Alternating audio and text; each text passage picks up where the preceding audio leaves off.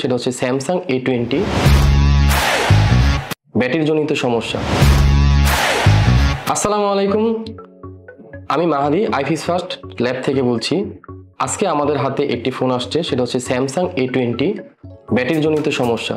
মাঝে মাঝে বন্ধ হয়ে যায়, মাঝে মাঝে চার্জ হয় না এবং মাঝে মাঝে ফোনটি রিস্টার্ট করে। তো আজকে আমি আপনাদেরকে দেখাবো একটি অ্যান্ড্রয়েড ফোনের কিভাবে অরিজিনাল ব্যাটারি চেঞ্জ করতে হয়। আইফিস ফার্স্ট জনপ্রিয়তার শীর্ষে একটি প্রতিষ্ঠান, রয়েছে 16টি আউটলেট, এছাড়া রয়েছে অনলাইনে 24 ঘন্টা সার্ভিস, এছাড়াও রয়েছে আমাদের কর্পোরেট অফিসের সার্ভিস। সপ্তাহে 7 দিনই আমাদের এই কর্পোরেট অফিসটি কাস্টমার সেবা নিয়োজিত থাকে। তো ভিউয়ার্স, একটু আগে আমরা দেখলাম স্যামসাং A20 ফোনে একটি ব্যাটারি রিপ্লেস কিভাবে করতে হয়, এবং আপনার ফোনে যে কোনো প্রবলেম নিয়ে সমাধানে চলে আসুন আইফিস ফার্স্টে।